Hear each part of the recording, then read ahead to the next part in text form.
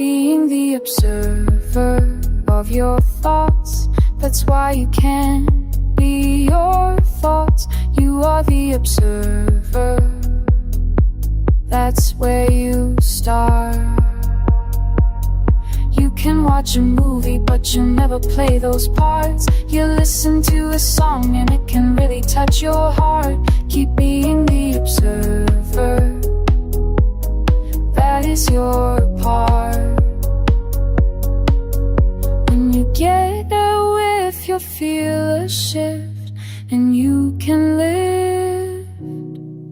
Feel the peace in the space you create, and let your awareness drift. Welcome to week 9, the final week of part 3, Conscious Creation.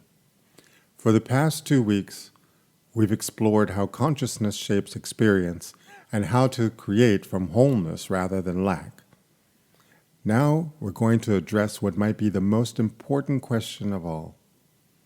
What is it all for? What's it in service of? Because here's the thing. You can manifest all your desires, achieve all your goals, and still feel empty. You can get everything you thought you wanted and still wonder, is this it?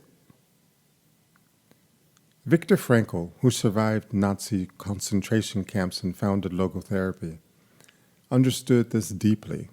Based on his experiences, he asserted that the primary human motivational force is not pleasure or power, but the search for meaning.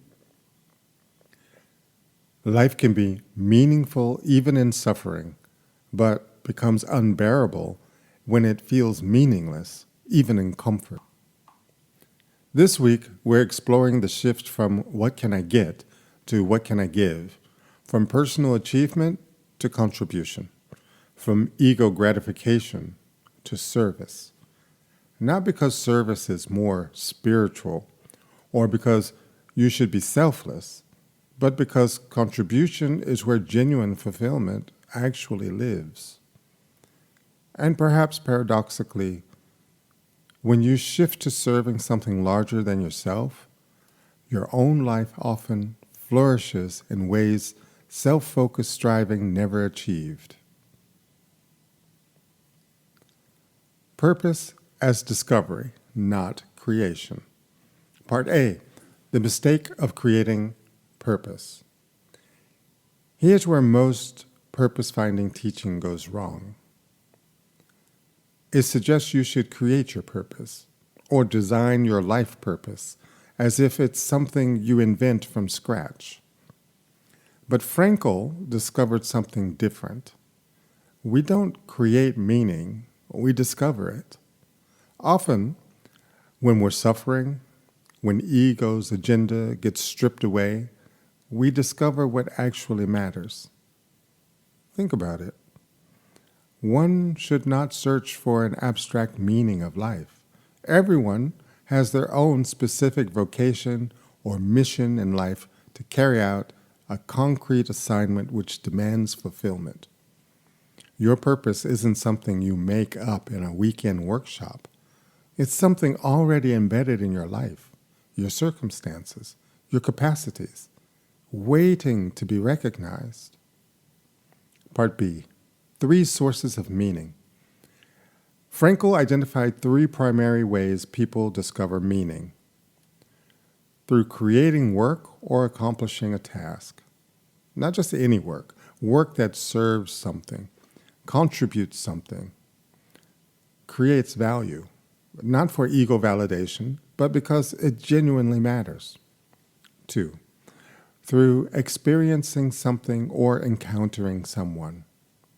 Love, beauty, truth, experiences that connect you to something larger, caring deeply for another person, being moved by beauty, encountering truth.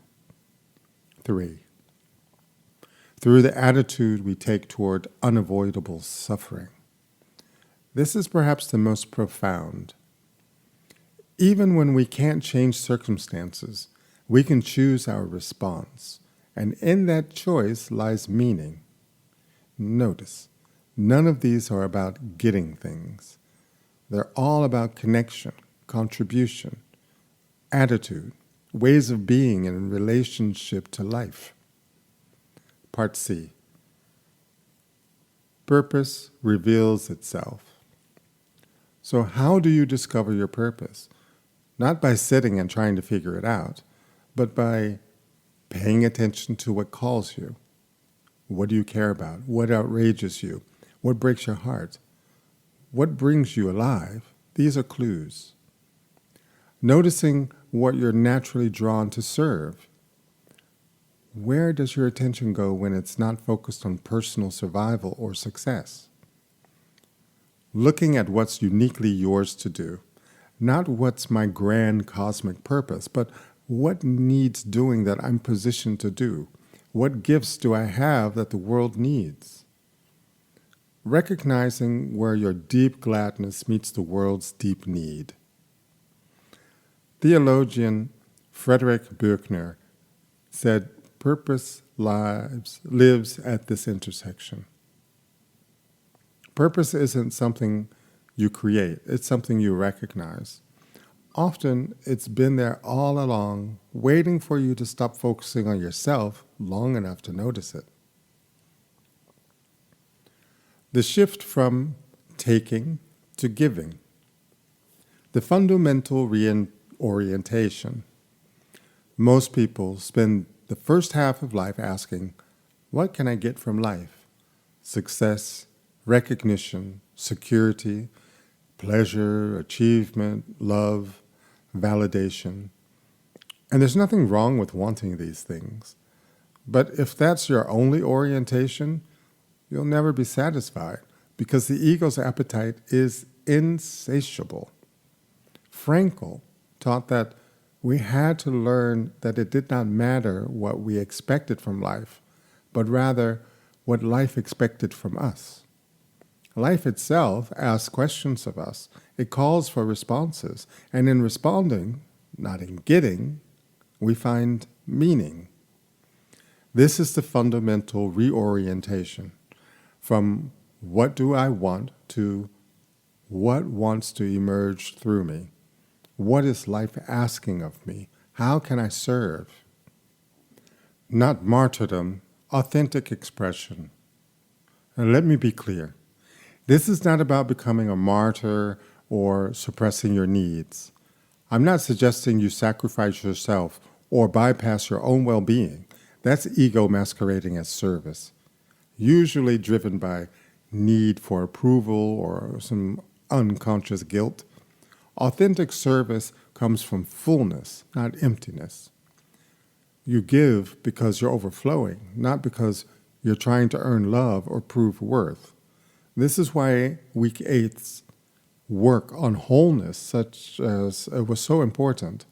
You can't genuinely serve from lack. That's just codependency or ego-seeking dressed up as service.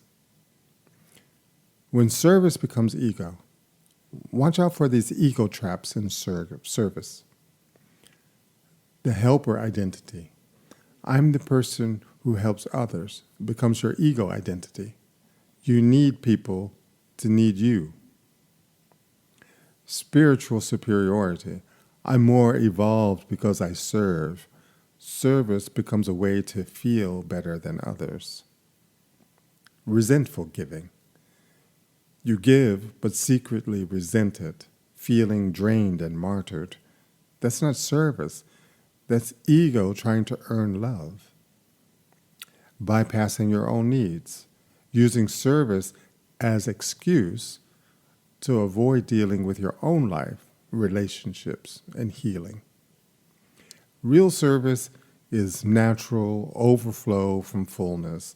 It's done without need for recognition and energizing rather than depleting, responsive to actual need, not ego's agenda. My mother once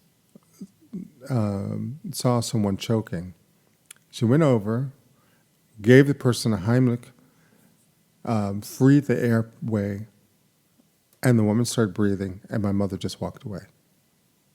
It was, for us, an amazing visual of selfless service. The paradox. Here's the beautiful paradox. Pursuing activities for the service of others allowed one to transcend the suffering of environment, changing focus from oneself to others. When you're focused on yourself, your success, your problems, your needs, you're often miserable. Anxiety, depression, obsessive thinking. When you shift focus to serving something larger, a cause, people you care about, work that matters, often your personal issues diminish, not because you're bypassing them, but because you're not trapped in self-preoccupation. Contribution takes you beyond yourself, and beyond the small self is where fulfillment lives. Finding your offering. What's yours to give? So practically, how do you discover what you're here to contribute? Question 1. What problems do you notice? What breaks your heart? What makes you angry? Where do you see need? Your sensitivity to certain problems often points to your purpose. If you notice it, care about it, feel called to address it, that's information. Question 2. What resources do you have? Not just skills or money. Your experiences, perspectives, connections, awareness, all of these are resources. Often, your deepest wounds become your greatest gifts. What you've struggled with and transcended, that's what you can help others with. Question 3. What brings you alive? Not what would be impressive or what should I do, but what genuinely energizes you. Howard Thurman said, "Don't ask what the world needs. Ask what makes you come alive and go do it." Because what the world needs is people who have come alive. Question 4. What's the intersection? Where do your gifts meet genuine need? Where does what you can offer meet what's actually needed? That intersection, that's often your purpose, at least for this season of life. Purpose evolves. It's important to note, your purpose isn't fixed forever. At 25, your purpose might be healing your own wounds and finding your feet. At 40, it might be raising children consciously. At 60, it might be mentoring the next generation. Purpose isn't one thing for your whole life. It's what's yours to do now, in this season, given who you are and what's needed. Stop looking for your one true purpose. Look for what wants to emerge now. I know I wasn't busy with these kinds of thoughts and trying to share them at the age of 25. I was busy healing myself. And later, I started working towards helping to heal others because I had experienced what it was like to heal. So start where you are. You don't need to save the world or have a grand mission. Purpose can be raising your children with presence and love, or doing your work with excellence and integrity, creating beauty or meaning in any form, being a steady presence for people around you, contributing to your community in small ways, or living with awareness and inspiring others through your example. Purpose is not abstract. It's carrying out a concrete assignment that demands fulfillment. Start with what's in front of you. What needs doing today? Who needs your presence? What small contribution can you make? Grand purposes often begin with simple, local actions. Frequently asked questions. I don't know what my purpose is. Does that mean something's wrong with me? No. Most people spend years discovering purpose. It's not usually a lightning bolt revelation. And often, purpose reveals itself through living, not through thinking about it. The question isn't what's my purpose, it's what's mine to do right now. Do what's in front of you with full presence and integrity. Purpose often emerges from that. Frequently asked question 2. My current life circumstances don't allow me to pursue purpose. Should I just wait? No. Purpose isn't something you pursue later. It's how you live now. Even in unavoidable suffering, you can find meaning through the attitude you take toward it. If you're caring for an elderly parent, that's purpose. If you're working a job you don't love to support your family, how you do it can be purposeful. Purpose isn't always about changing what you do. It's often about changing how you do it and why. Frequently asked question number 3. I feel called to help people, but I need to make money. How do I balance these? Purpose doesn't require poverty. You can contribute and sustain yourself.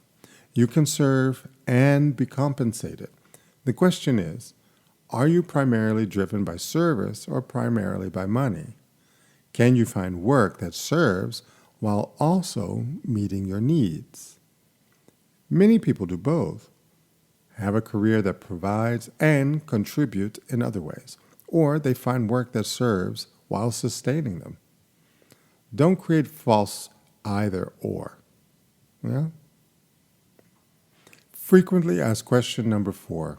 What if my purpose isn't important enough? I just want to be a good parent, teacher, friend. Those are all profoundly important purposes. The ego wants a grand, impressive purpose, but real meaning often lives in simple, local contribution. Being a present, loving parent is transformative purpose. Teaching with care changes lives. Being a good friend matters immensely. Don't let ego diminish what actually serves. Frequently asked question number 5. I'm afraid if I focus on service, I'll neglect myself and burn out. It's a valid concern, and it happens when service comes from lack rather than fullness. So return to week 8's teaching. Serve from wholeness, not emptiness. Take care of yourself. Fill your own cup. Then overflow naturally into service. If you're burning out, you're probably serving from lack and trying to earn worth and not setting boundaries or confusing martyrdom with service. A real service is sustainable because it comes from fullness, not depletion. Here's what I want you to understand as we close part 3. You are not here just to get things, achieve things, or prove yourself. You're here to contribute something, serve something, be an instrument of something larger. And paradoxically, when you shift to that orientation, when you ask, what can I give rather than what can I get, your life often becomes more fulfilling than self-focused striving ever achieved. This week's assignments. Your daily practice. In the morning, connect to purpose. What's mine to give today? And throughout the day, notice opportunities to contribute. And in the evening, reflect on how you showed up in service. Purpose discovery exercise. Complete the comprehensive purpose inquiry in your assignment document. The service experiment. 1 week of orienting toward contribution rather than acquisition. A meaning inventory. Identify where you currently find meaning in your life. Offering clarification. What do you have to give? What's uniquely yours to contribute. Next week, we begin part 4, integration and mastery. We'll explore how to bring presence into daily life, relationships as spiritual practice, and your ongoing evolution. But everything in part 4 depends on this, knowing that you're not here just for yourself. You're here to express consciousness, to contribute, to serve. When you live from that recognition, everything changes. See you next week. Ciao.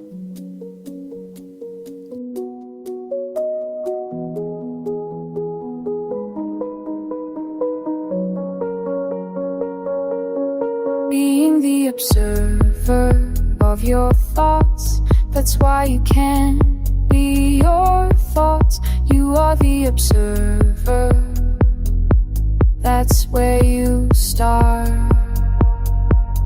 You can watch a movie, but you'll never play those parts. You listen to a song and it can really touch your heart. Keep being the observer, that is your part. When you get a whiff, you'll feel a shift, and you can live. Feel the peace in the space you create, and let your awareness drift.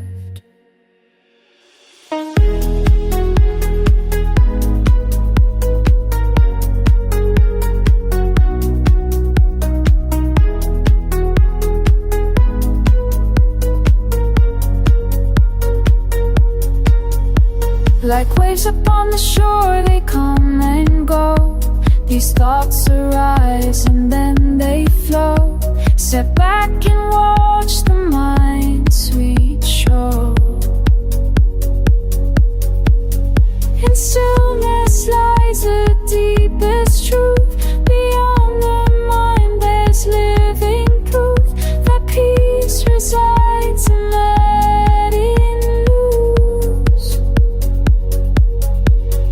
Just breathe and be, that's all it takes. Watch as each thought gently breaks. In silent wisdom awareness waits.